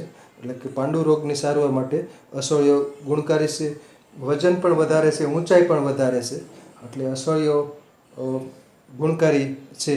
અને પ્રસૂતિ પછી ખાસ કરી સૂતિકા અવસ્થા દરમિયાન મહિલાઓને ખાસ અપાતું હોય છે. માસિક વર્ધક છે, એટલે માસિક ઓછું આવતું હોય તો પણ અસળિયાના બીજ વાપરી શકાય છે. હિમોગ્લોબિનથી ભરપૂર. પછીનો ફોટોગ્રાફ એટલે કે લોહ તત્વથી ભરપૂર, એટલે હિમોગ્લોબિન વધારવા માટે અસળિયો ઉપયોગી છે. પછીનો ફોટોગ્રાફ છે અળસી, લાઇનમ યુજીટાટિસિમમ. તો અળસીના બીજ છે એ કેલ્શિયમ ધરાવે છે અને લોહ તત્વ પણ ધરાવે છે. 100 ગ્રામ બીજમાંથી 2.7 મિલીગ્રામ લોહ તત્વ મળી શકે. બાકી અળસી મુખવાસ તરીકે જ 2 થી 3 ચમચી જ ખવાય છે, એટલે કે અળસી મુખવાસ તરીકે જ ઉપયોગી છે. બાકી અળસી પાક બનાવવામાં કે ચીક્કી બનાવવામાં પણ હવે વપરાતી હોય છે. પછીનો ફોટોગ્રાફ એટલે અળસીનું વધુ સેવન કરી શકાતું નથી. પછી મસૂરની દાળ, લેન્સ એસ્ક્યુલેન્ટા, મસૂર. મસૂર છે એ કઠોળ છે એક પ્રકારનું, અને એ કઠોળની અંદર 100 ગ્રામ મસૂરમાંથી 7.5 મિલીગ્રામ લોહ તત્વ મળી શકે છે. એટલે મસૂરને કઠોળ તરીકે રાંધી શકાય છે. મસૂર કઠોળ તરીકે મસૂરની દાળનો અઠવાડિયામાં એકાદ વાર એનું સેવન થઈ શકે છે. એટલે રોજ એક કઠોળ બપોરે રાંધતા હોય તો એક દિવસ મસૂરનો મંગળવારે મસૂર લઈ શકાય છે. તો આ મસૂરની દાળ, કેટલાક લોકો મસૂર વાપરતા નથી, પણ મસૂર વાપરવા જેવી છે. તો લેન્સ એસ્ક્યુલેન્ટા, ઇંગ્લિશમાં એને લેન્ટિન કહેવામાં આવે છે, લેન્ટિલ. તો મસૂર. પછીનો ફોટોગ્રાફ છે ભોંપાત્રી, લોનિયા પ્રોકુમ્બન્સ. ગાવજબાન તરીકે પણ ઓળખે છે. વીણા જેવા આકારના એના પાન હોય છે. પાનમાં સહેજ કડવાશ હોય છે, એટલે એમાં લસણ અને અજમો નાખીને તાજા પાન હોય ભોંપાત્રીના, એની ભાજી બનાવીએ તો આપણને પાલક જેવી લાગે છે. પાલક હોય કે તાંદજો ખાતા હોય, તાંદજાની ભાજી, એના જેવો સ્વાદ લાગે છે. તો ભોંપાત્રીના પાનની અંદર લોહ તત્વ પણ છે અને કેલ્શિયમ પણ હોય છે. અને ખાસ કરીને ચર્મ રોગોની માટે આ અક્ષીર છે. એટલે આંતરિક રીતે અને બાહ્ય રીતે બંને રીતે એનો ઉપયોગ ચર્મ વિકારમાં થઈ શકે છે. તો લોહ તત્વથી ભરપૂર. પથરા જમીન હોય ત્યાં નિંદણ તરીકે આ વનસ્પતિ ઉગે છે. વનવગડો હોય તો ભોંપાત્રા પાનની મફતમાં આ ભાજી જાતે વીણવી પડે છે, એટલે જાતે લઈ આવીએ તો ભોંપાત્રાના પાનની ભાજી લસણ ને અજમો નાખી અને એનો ભાજી બનાવી શકાય છે. પછીનો ફોટોગ્રાફ છે ફુદીનો, મેન્થા વિરિડિસ. તો ફુદીનામાં પણ પાનની અંદર ફુદીનો હોય કે પીપરમેન્ટ હોય. 100 ગ્રામ ફુદીનો પાનમાંથી 15.6 મિલીગ્રામ લોહ તત્વ હોય છે. એટલે ફુદીનો છે એટલો બધો વપરાતો નથી, તીખો હોય છે, એટલે ચટણી સ્વરૂપે વપરાતો હોય છે. વિવિધ પ્રકારની ચટણી બનાવી હોય ત્યારે, પાણીપુરીની ચટણી હોય અથવા તો બીજું કોઈ ભાજી હોય એમાં પણ આ ફુદીનો વપરાતો હોય છે. ચટણી મરચાં સાથે બનાવતા હોય એમાં પણ વપરાતા હોય છે. ભજીયાની ચટણી હોય એમાં પણ ફુદીનો વાપરી શકાય છે. વાયુહર છે. પછીનો ફોટોગ્રાફ છે કંટોલા. કંટોલા છે મોમોડિકા ડાયોઇકા, અને ફક્ત જૂનથી સપ્ટેમ્બર દરમિયાન કંટોલા અવેલેબલ હોય છે. એટલે કંટોલા એને કંકોડા પણ કહેવામાં આવે છે. 100 ગ્રામ કંકોડામાંથી 4.6 મિલીગ્રામ લોહ તત્વ મળી શકે છે. પછીનો ફોટોગ્રાફ કંકોડાનું શાક કરવામાં આવે છે. પીપરમેન્ટ, એમાં પણ ફુદીનાની જેમ જ મેન્થોલ હોય છે, વિટામિન એ હોય છે અને લોહ તત્વ પણ હોય છે. આ છે પીપરમેન્ટ છે. ફુદીના કરતાં આમાં મેન્થોલનું પ્રમાણ વધુ હોય છે. મેન્થા પિપેરેટા. પછીનો ફોટોગ્રાફ છે જાયફળ, માયરિસ્ટિકા ફ્રેગ્રન્સ. આ પણ મસાલા તરીકે જ વપરાય છે અને મોટી માત્રામાં વપરાતું નથી. ખાસ કરીને દૂધ પાક હોય કે ખીર હોય અથવા અમુક વાનગી બનાવવાની હોય ત્યારે વપરાતું હોય છે. જાયફળ, જે નટમેગ, બરાબર, એનો ફળને જે મીંજ હોય છે એને તોડી અને મીંજ કાઢવામાં આવે છે. એનો નાની માત્રામાં જ વપરાતું હોય છે. ગ્રાહી છે, અને એમાં પણ 12.3 મિલીગ્રામ જેટલું લોહ તત્વ હોય છે. પણ 100 ગ્રામ જેટલું તો જાયફળ વાપરી ન શકાય, કેમ કે એક પણ જાયફળ આખું પણ વાપરી ન શકાય. એટલે એ ચપટી જ જાયફળ વપરાતું હોય છે, ચૂટકીભર. એટલે ઝાઝું વાપરી શકાતું નથી. પછીનો ફોટોગ્રાફ મસાલા તરીકે વપરાય છે.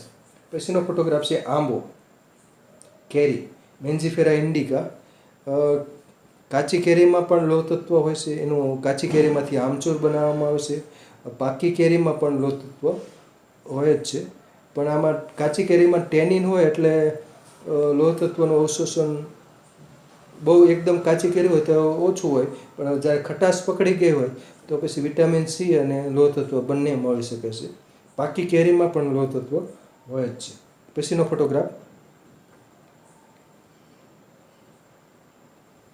ફોટોગ્રાફ છે કેળ, મુજા પેરેડિસિએકા. હવે પાકા કેળામાં એટલું બધું લોહ તત્વ નથી, કાચા કેળામાં લોહ તત્વ હોય છે. 100 ગ્રામ કાચા કેળામાંથી 6.27 મિલીગ્રામ લોહ તત્વ મળી શકે. કાચા કેળા છે એ શાક બનાવાય છે, એની વેફર બનાવાય છે. એટલે એ રીતનું એના કાચા કેળાના ગોટા પણ બનાવવામાં આવે છે. તો કાચા કેળા છે એ વાપરી શકાય છે વાનગી સ્વરૂપે. પછીનો ફોટોગ્રાફ દૂધ પેંડો કેરી, મેન્જીફેરા ઇન્ડિકા. તો કેરીના ફળની અંદર પણ લોહ તત્વ હોય છે. વિટામિન સી હોય, શર્કરા હોય. એટલે ઉનાળામાં ખાસ કરીને આ કેરી, ફળોનો રાજા કેરી, એટલે પાકા 100 ગ્રામ કેરીના રસમાંથી 1.3 મિલીગ્રામ લોહ તત્વ મળી શકે છે. પછીનો ફોટોગ્રાફ છે કમળ કાકડી, લોટસ, નેલમ્બો ન્યુસિફેરા. કમળ કાકડી, ઇંગ્લિશમાં એને લોટસ કહે છે. તો કમળ કાકડી છે એમાં લોહ તત્વ સારું એવું છે. સૂકી 100 ગ્રામ જેટલી કમળ કાકડીમાંથી 60.6 મિલીગ્રામ લોહ તત્વ હોય છે. એટલે આ પાણીમાં થાય છે. તો કમળ કાકડીનું સેવન કરવાથી લોહ તત્વની ઉણપ સહેલાઈથી પૂરી પાડી શકાય છે. એટલે કમળ કાકડી ખાસ મહિલાઓ તો ખાસ ખાવી જોઈએ. તો એનાથી બહુ ફાયદો થતો હોય છે. લોહ તત્વમાં ફાયદો થતો હોય છે અને બાકી કન્સીવ કરવામાં પણ એને ફાયદો થતો હોય છે. તો કમળ કાકડી. પછીનો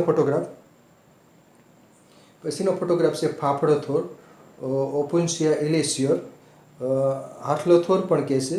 તો એના ફળ છે એને ફીંડલા કહેવામાં આવે છે. ફળ ઉપર કંટકો હોય છે. એટલે દાંતરડા વડે કે રીતનું ધારિયા વડે આના ફળો, જેના જે પ્રકાર હોય છે ચપટું પ્રકાર, એમાંથી છેડા ભાગે આવેલા હોય છે. પહેલાં ફૂલ હોય છે, પછી ફળ બનતા હોય છે. તો એને વ્યવસ્થિત ઝીલી અને પછી એને ચીપિયાની મદદથી એને ઉપરના કંટકો હોય બાળવામાં આવે છે. અને તાજું શરબત બનાવ્યું હોય અંદર થોડીક સાકર નાખીને અથવા ગોળ નાખીને.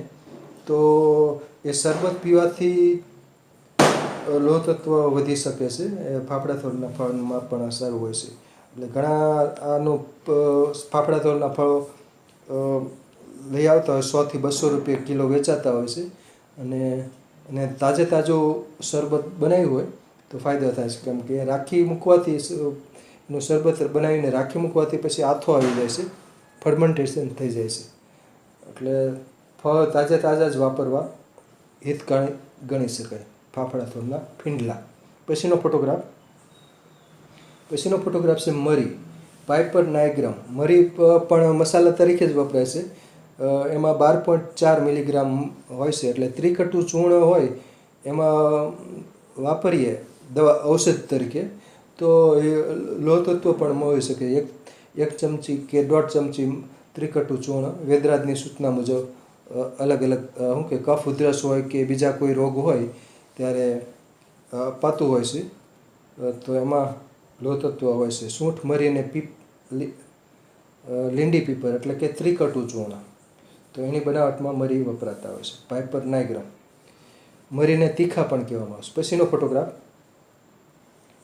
પછીનો ફોટોગ્રાફ છે લીંડી પીપર, પાઇપર લોંગમ, પીપલી. તો એમાં પણ લોહ તત્વ હોય જ છે. લીંડી પીપરના જે ફળો છે, બરાબર, એને પીપર કહેવામાં આવે છે. સૂંઠ, મરી અને લીંડી પીપર એટલે ત્રિકટુ ચૂર્ણ.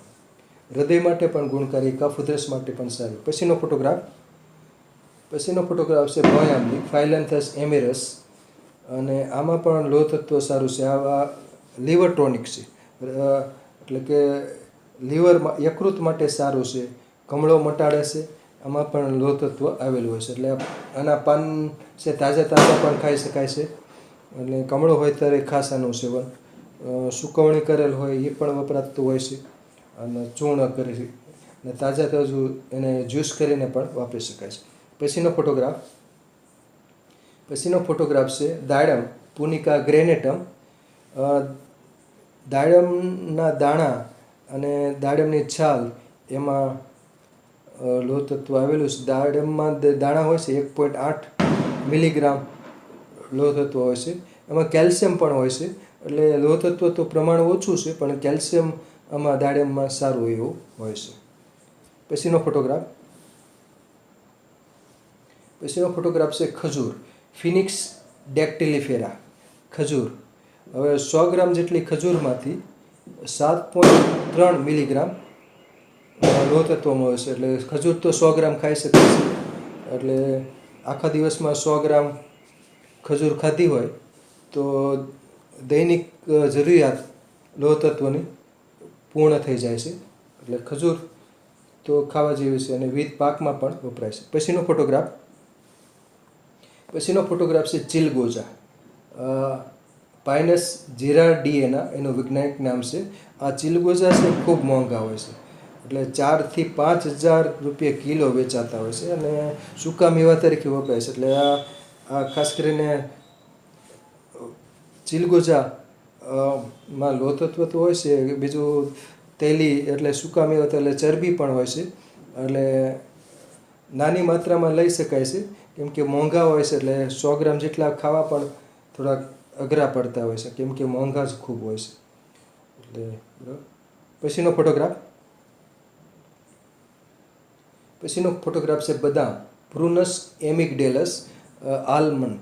તો આલમંડ છે તો એની અંદર 100 ગ્રામ દીઠ 5.1 મિલીગ્રામ લોહ તત્વ હોય છે. પણ ખાસ કરીને 100 ગ્રામ બદામ પણ એકી સાથે તો મોટાભાગે કોઈ ખાતા નથી. શ્રીમંત લોકો ખાઈ શકે. બાકી વિવિધ પાક બનાવવામાં એ વપરાતી હોય છે બદામ પાક છે. બીજી ઘણી બધી વાનગીઓ છે, બદામ શેક બનાવતા હોય દૂધ સાથે, તો એમાં એ વપરાય છે.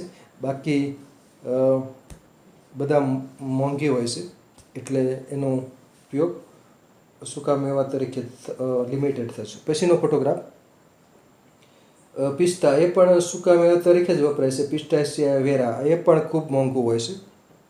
પિસ્તા 100 ગ્રામ પિસ્તામાંથી 7.7 મિલીગ્રામ લોહ તત્વ મળી શકે છે. તો આ પિસ્તા. પછીનો ફોટોગ્રાફ છે રાજમા. રાજમા છે એ કઠોળ તરીકે રાંધવામાં આવે છે. ફેજિયોલસ વલ્ગારિસ રાજમા. તો રાજમાના જે બીજ હોય છે એ 100 ગ્રામ દીઠ 5.1 મિલીગ્રામ લોહ તત્વ મળી શકે છે. કિડની બીન કે ફ્રેન્ચ બીન તરીકે ઓળખાય છે. એમાં કલર અલગ અલગ હોય છે રાજમાના બીજનો કલર. તો રાજમા કઠોળ તરીકે રાંધવામાં આવે છે. રાજમાને ચોખા સાથે પણ ખવાતા હોય છે. પછીનો ફોટોગ્રાફ છે વટાણા. લીલા વટાણા અત્યારે શિયાળામાં ઉપલબ્ધ બનતા હોય છે. બાકી સૂકા વટાણા બાફીને એનું શાક થતું હોય છે, રગડો અને ઘણી બધી વાનગી બનતી હોય છે. અને પાયસમ સેટિવમનું વૈજ્ઞાનિક નામ છે વટાણા. તો વટાણામાંથી 100 ગ્રામથી 7 મિલીગ્રામ લોહ તત્વ મળી શકે છે. અને 100 ગ્રામ વટાણા શિયાળામાં ખાઈ શકાય છે, કેમ કે શિયાળામાં વટાણા સસ્તા હોય છે. બાકીની સિઝનમાં વટાણા મોંઘા હોય છે. પછીનો ફોટોગ્રાફ છે બાજરો. પેનિસેટમ ટાઇફોઇડિસ. પેનિસેટમ ટાઇફોઇડિસ. તો બાજરો છે એક ધાન્ય તરીકે વપરાય છે. એને પર્લ મિલેટ કહેવામાં આવે છે. અને બાજરાની અંદર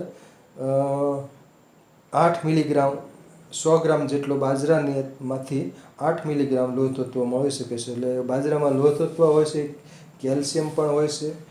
એટલે અને લોહ તત્વ વધુ હોય છે એટલે ખાસ કરીને બાજરાના રોટલા શિયાળા દરમિયાન ખાઈએ તો પાચન થઈ જતું હોય છે. બાકી અમુક લોકો બેઠાડું જીવન હોય તો બાજરાના રોટલા ખાય તો કબજિયાત થઈ જતી હોય છે.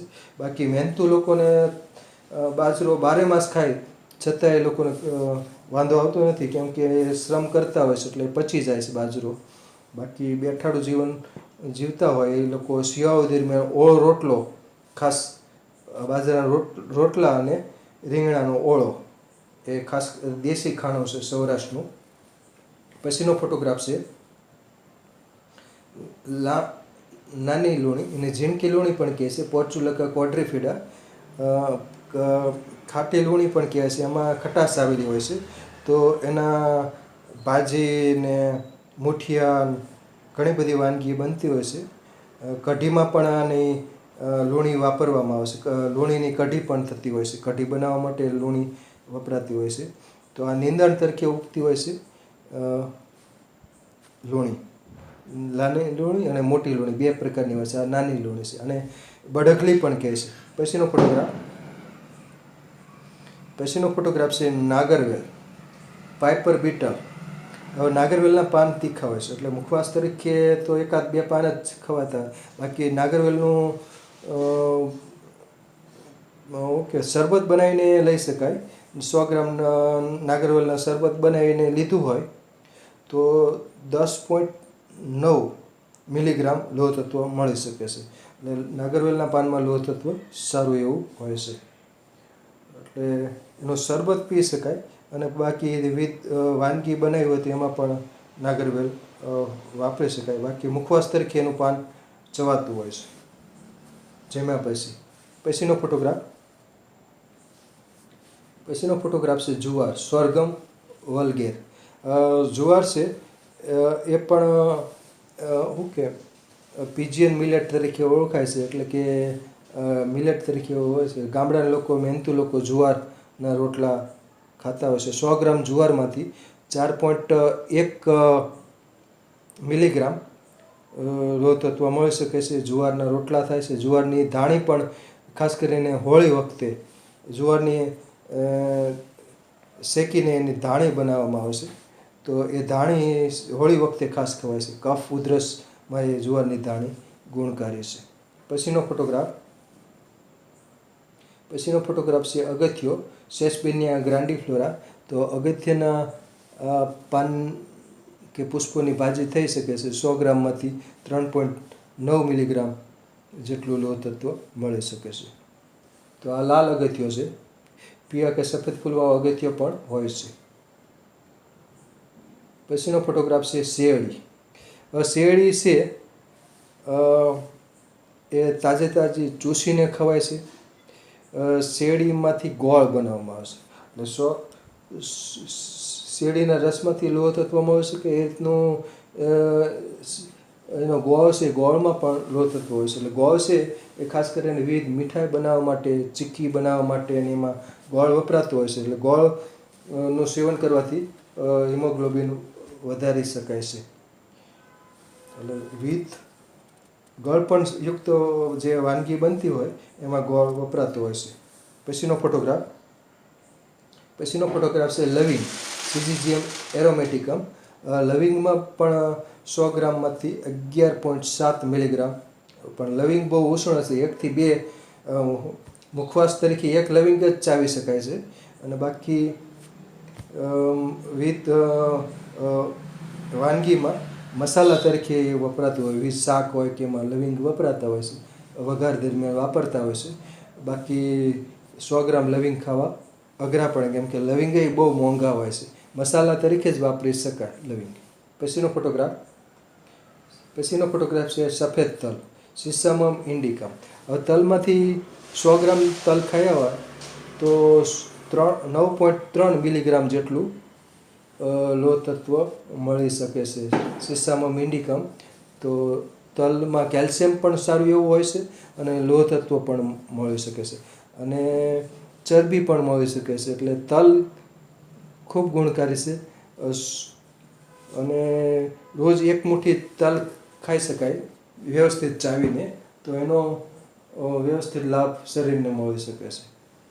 પછીનો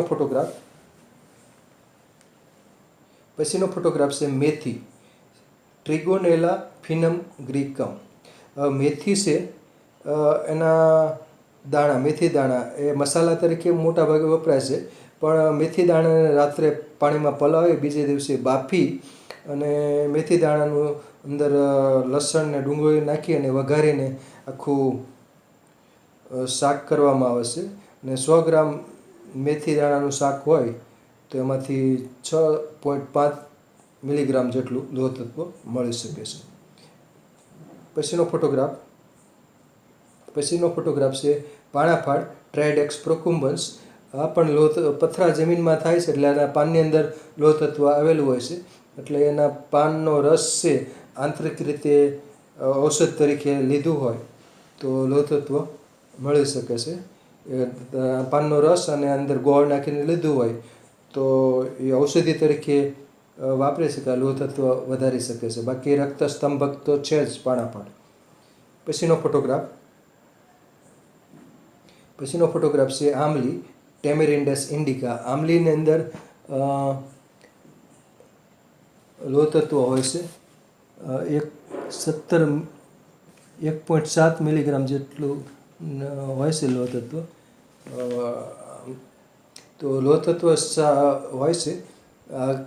આંબલીના વિટામિન સી પણ હોય, એટલે લોહ તત્વનું અવશોષણ થવામાં પણ આંબલી ઉપયોગી છે. ચટણી સ્વરૂપે કાચી આંબલી ખાઈ શકાય છે ને પાકી આંબલી પણ ચટણી સ્વરૂપે જ વપરાતી હોય છે.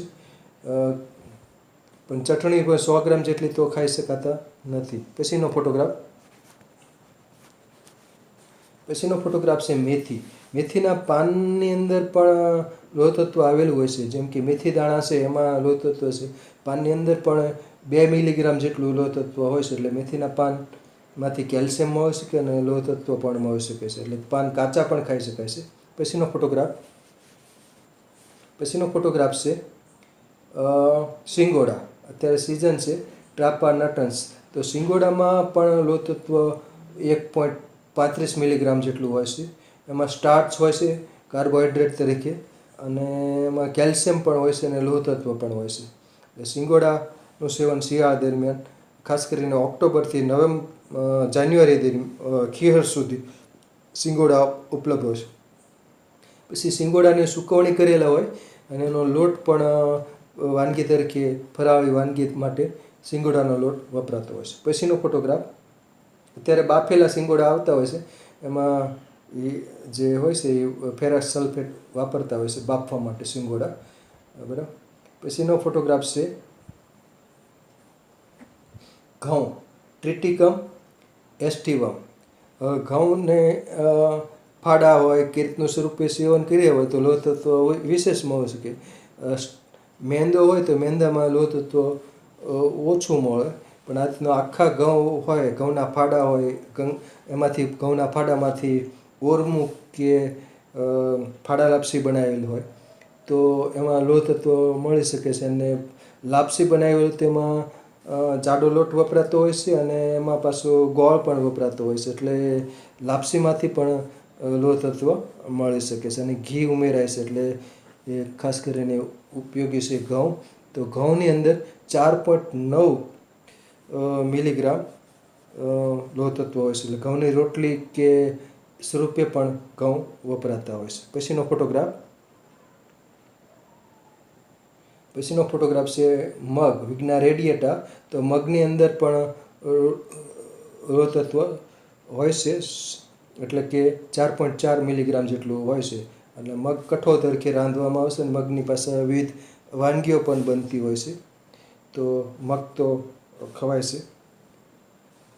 ફણગાવેલા મગ પણ ખાઈ શકાય છે, તો એમાંથી પણ લોહ તત્વ અને બીજા વિટામિન્સ મળી શકે છે. પછીનો ફોટોગ્રાફ અડદ વિગ્ના મૂંગો.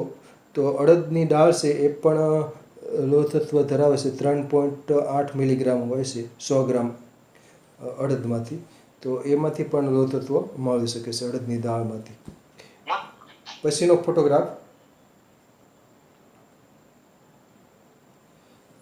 ફોટોગ્રાફ છે મઠ, વિગ્ના એકોનિટિફોલિયા. મઠ કઠોળ તરીકે રાંધવામાં આવશે. મઠને પણ મગની જેમ જ પાણીમાં પલાળી અને પોટલી બાંધી અને ફણગાવાય છે. તો મઠમાંથી પણ લોહ તત્વ સારું એવું હોય છે. મઠમાં 100 ગ્રામ દીઠ 9.5 મિલીગ્રામ હોય છે, એટલે કઠોળમાં જે લોહ તત્વનું પ્રમાણ મઠની અંદર વધુ હોય છે સવિશેષ. મગ હોય કે અડદ હોય, ચણા હોય કે બીજા કોઈ પણ કઠોળ હોય, કઠોળમાં મઠમાં લોહ તત્વ સારું એવું હોય છે. 100 ગ્રામ દીઠ 9.5 મિલીગ્રામ મળી શકે છે. મઠના મઠિયા પણ બનાવાય છે દિવાળી વખતે. પછી મઠના પાપડ એટલે મઠિયા. પછીનો ફોટોગ્રાફ છે કાળી દ્રાક્ષ, વાઇટિસ વિનિફેરા. તો કાળી દ્રાક્ષ છે અથવા બરાબર, તેમાંથી કેલ્શિયમ મળી શકે, વિટામિન સી મળી શકે અને લોહ તત્વ પણ મળશે. 100 ગ્રામ કાળી દ્રાક્ષમાંથી 8.5 મિલીગ્રામ લોહ તત્વ મળી શકે છે. પછીનો ફોટોગ્રાફ છે સૂંઠ, જિંજીબર ઓફિસિનલ. તો સૂંઠ અને આદું હોય એમાં 100 ગ્રામ માંથી 3.5 મિલીગ્રામ મળે, પણ એ 100 ગ્રામ જેટલું આદું કે સૂંઠ ખવાતી નથી એકી સાથે, એટલે એ મસાલા તરીકે જ વપરાય છે. આદું હોય કે સૂંઠ હોય કે ઔષધિ તરીકે વપરાતી હોય. ત્રિકટુ ચૂર્ણની બનાવટમાં સૂંઠ મરી અને પીપર વપરાતું હોય છે, એટલે આદું છે એનો મુરબ્બો કે રીતનું બનાવતો હોય છે. પછીનો ફોટોગ્રાફ છે એ આદું છે, તો જિંજીબર ઓફિસિનલ આદું.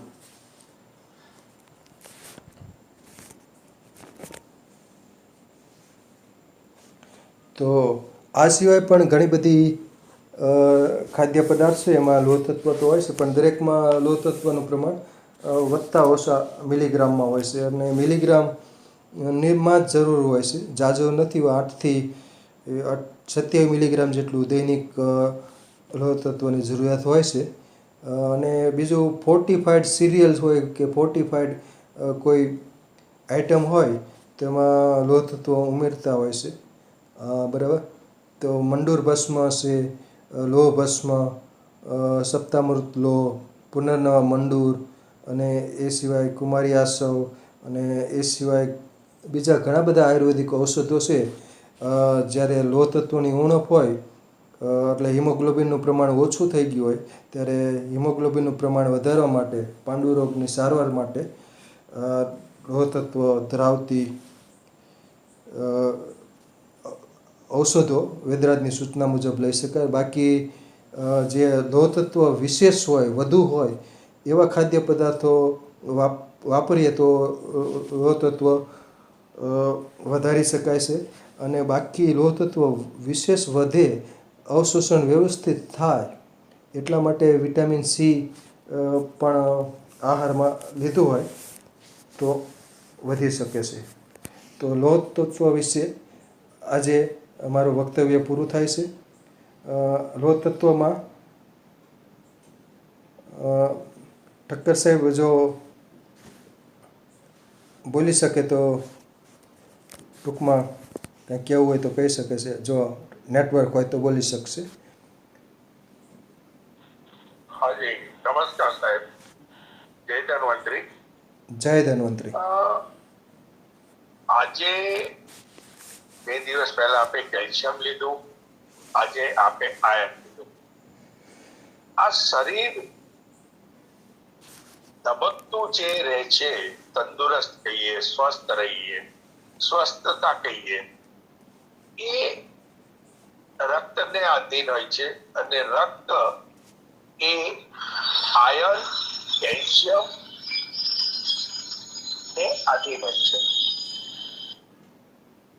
હેમોગ્લોબિન જે શબ્દ બન્યો એ રક્ત, ગ્લોબિન એટલે પ્રોટીન, રક્તનું પ્રોટીન, અને એ પ્રોટીન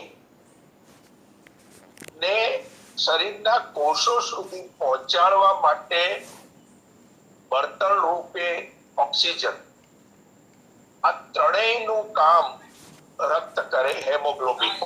હવે ઘણી વાર હું આ મારામાં કહેતો હોઉં છું કે મેડિકલ સાયન્સ આપણા માટે આશીર્વાદરૂપ છે. સંશોધને આપણને બહુ ટેકો કર્યો છે. આયુર્વેદને વધારે સારી રીતે લોકભોગ્ય કરવું હોય તો એનો ટેકો લેવો પડે. અને ગમે તે માંદગી આવે એટલે સામાન્ય રીતે CBC કરાવે, કમ્પ્લીટ બ્લડ કાઉન્ટ. અને કમ્પ્લીટ બ્લડ કાઉન્ટમાં તમે જુઓ તો 2 ભાગ આવે, એટલે આમ 3 આવે. એક રક્તકણનો ભાગ જે કહેવાય એમાં હેમોગ્લોબિનના પર્સન્ટેજ અને આયર્નનો લેવલ, એરિથ્રોસાઇટ્સ કહીએ. પછી આવે WBC જે રોગ પ્રતિકારક શક્તિ માટે છે, અને છેલ્લે આવે પ્લેટલેટ્સ. હવે આ જે રક્તની અંદર આયર્નની જે વાત આવે છે ને, એ એરિથ્રોસાઇટ્સ જે કહીએ એ છે. તમારા બોડીમાં પુરુષમાં 4.6 થી વધારે એ લેવલ હોવું જોઈએ. બહેનોમાં કદાચ થોડોક વેરિએશન વધુ હોય, પણ આ લેવલથી ઓછું સહેજ પણ હોય એટલે સમજી લેવાનું કે તમારા શરીરને પોષણ પૂરતું મળતું નથી. અને એના લક્ષણ એ સાહેબે આપે શરૂઆતમાં વર્ણવ્યા, થાક લાગવો, બેચેની લાગવી, શરીર પીકું પડવું, તો આ પોષણનો અભાવ ત્યાં આ રિપોર્ટ દ્વારા જોઈ શકાય. હવે સૌથી વધારે પ્રમાણ જે આપે કહ્યું, તો આખો વેબિનાર સાંભળ્યો ને તો રસોડાનું ચિત્ર આપે મૂક્યું છે. આપે સૂકા મેવા પણ લીધા છે, શાકભાજી પણ લીધા, તેલી પદાર્થો પણ લીધા, ધાન્યો પણ લીધા. આ બધું આપણા રસોડામાં છે. ખાલી આપણે એને વાપરવાનો વિવેક રાખવાનો છે, તો ઔષધ લેવાની જરૂર ન પડે. આજના વેબિનારના તમામ જે આપે સ્લાઇડ્સ બતાવી એ તમામમાં બધા જ સુપરિચિત મહદઅંશે 2-4 વનસ્પતિને છોડીને ઔષધીય વનસ્પતિ બધું રસોડામાં છે. તો આપણે વિવેકપૂર્ણ ઉપયોગ કરીએ તો આ આયર્ન ની ડેફિશિયન્સી આવે નહીં અને આપણે સ્વસ્થ રહીએ. આટલું કહીને વિરામ લઉં છું. જય ધન્વંતરી. જય ધન્વંતરી. ખૂબ ખૂબ આભાર. સરસ સરસ. આજે લોહ તત્વ ધરાવતી વનસ્પતિઓ વિશે મેં વર્ણેલ છે, વક્તવ્ય આપેલ છે. ખાદ્ય પદાર્થોમાંથી જ પહેલાં લોહ તત્વ વિશેષ મળે એનું ખાસ, અને ખાદ્ય પદાર્થોમાંથી ન મળતું હોય તો પછી વેદરાજની સૂચના મુજબ અથવા તો ડૉક્ટરની સૂચના મુજબ લોહ તત્વ ધરાવતી ઔષધોનો ઉપયોગ થઈ શકે છે. પાંડુ રોગ ખરેખર મહિલાઓમાં ખાસ વિશેષ જોવા મળતો હોય છે, એટલે મહિલાઓએ ખાસ ખાદ્ય ખોરાકનું આયોજન એ રીતનું કરવું જોઈએ કે મહત્તમ લોહ તત્વ મળી શકે. સરસ. જય ધન્વંતરી. નમસ્કાર.